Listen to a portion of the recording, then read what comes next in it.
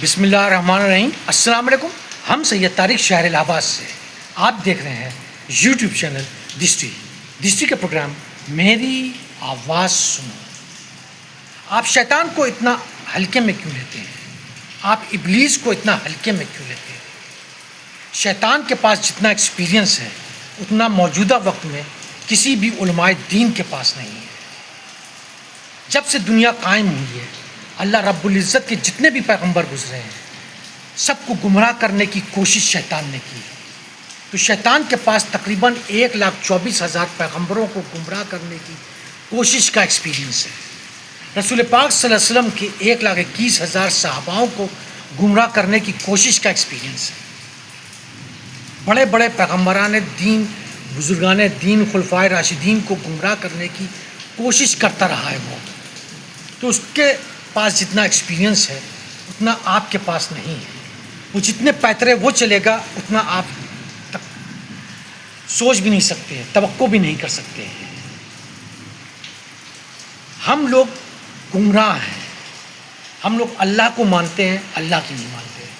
رسول کو مانتے ہیں، رسول کی نہیں مانتے.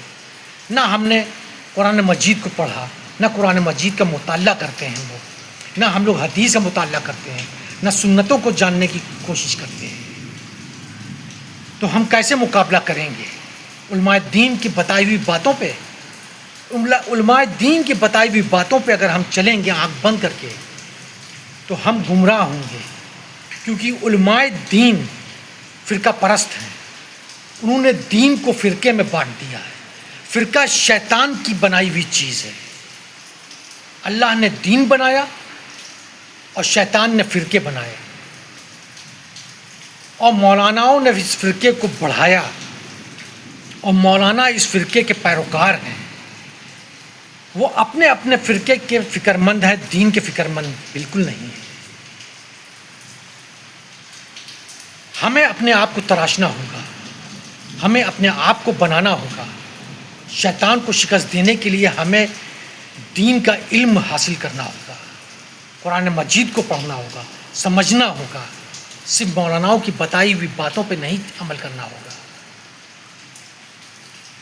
جب ہم میدان جنگ میں ہیں تب ہمیں تلوار چلانی ہے، ہمیں یہ جاننا ہوگا. جب ہم مکتب میں ہیں تو ہمیں قلم چلانا ہوگا، یہ بھی ہمیں جاننا ہوگا. جب ہم مسجد میں بیٹھے ہیں تو تسبیح چلانا ہوگا، یہ بھی ہمیں سمجھنا ہوگا. ان تینوں کا کمبینیشن بنانا ہوگا. جب ان تینوں پہ مہارت حاصل ہوگی تب ہم اس لائق ہوں گے کہ ہم ابلیس سے جنگ لڑ سکیں.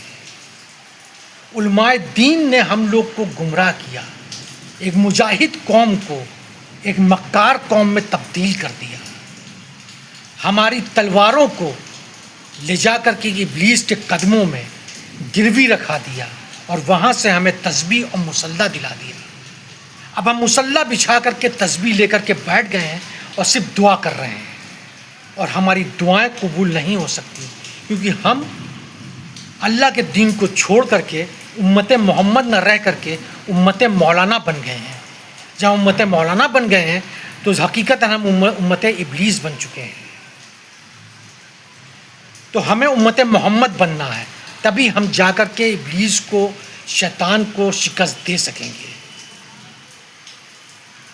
ہمیں فرقوں سے بچنا ہے.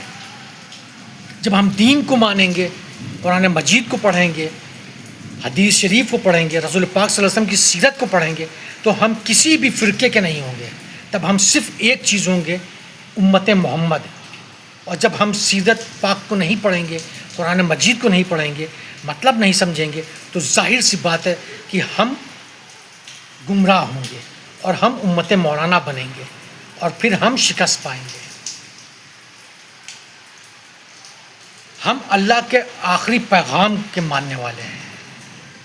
ہمیں اللہ رب العزت نے دنیا میں بھیجا ہے اپنا آخری پیغام کو پھیلانے کے لیے، نہ کہ ابلیس کے بتائے ہوئے راستے پر چلنے کے لیے. ہم نے اللہ کی رسی کو چھوڑ کر کے ابلیس کو فالو کرنا شروع کر دیا ہے، ابلیس کے بتائے ہوئے راستے پہ چلنا شروع کر دیا ہے. تو اب ہمیں لوٹنا ہوگا، اللہ کی رسی کو پکڑنا ہوگا مضبوطی سے اور امت محمد بننا ہوگا. اسی میں ہماری آخرت ہے، عاقبت ہے۔ شکریہ۔